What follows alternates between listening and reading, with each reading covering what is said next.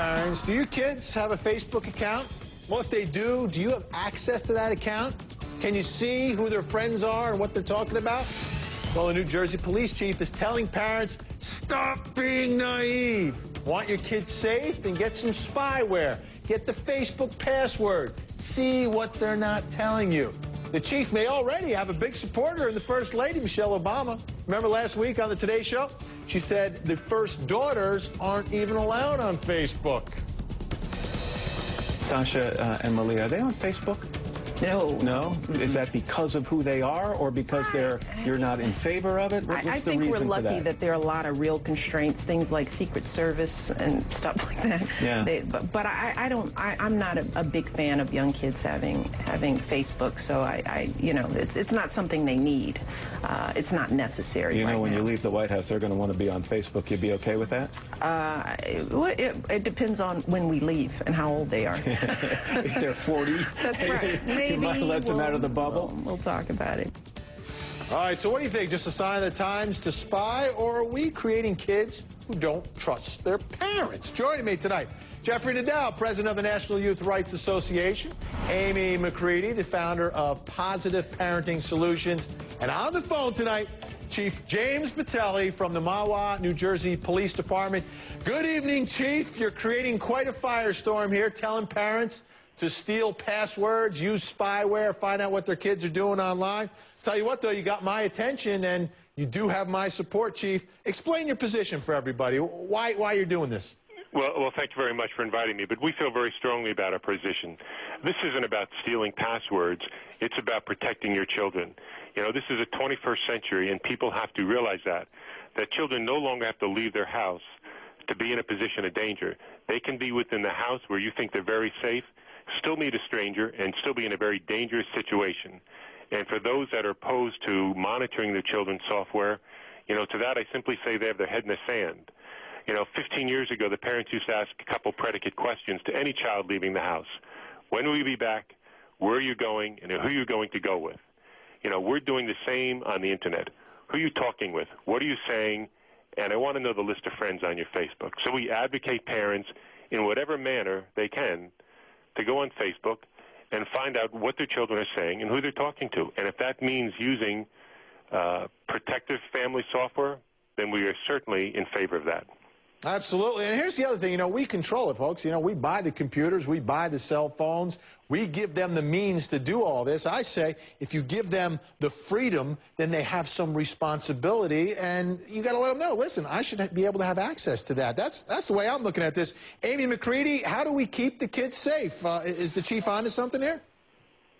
I think he is. And, Vinny, I think you made such an important point. I think parents lose sight of the fact that having access to a computer and the internet and having a social media presence are all privileges. They're not rights. And what goes along with that are responsibilities.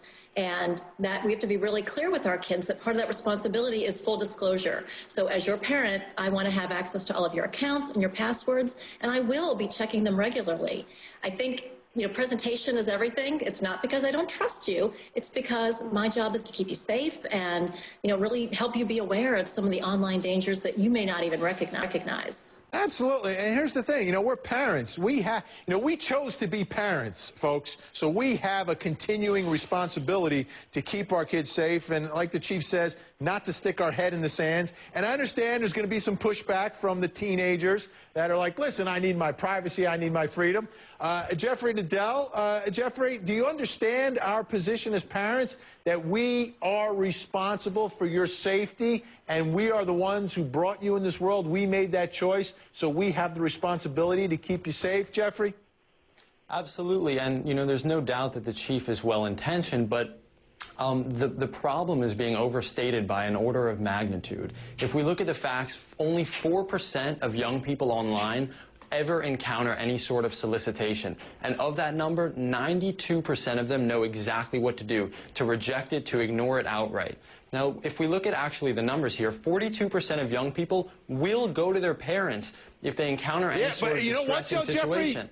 You may say it's a small number, but 4%, that's a whole lot of kids. And that's a whole bunch of parents who need to keep those kids safe. Let's go to the phone lines tonight, see what the folks at home are saying. Joe is in West Virginia. Good evening, Joe.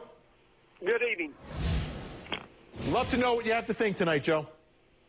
Well, I totally agree with the police chief. I think it's more than just worried about being politically correct in the eyes of the public.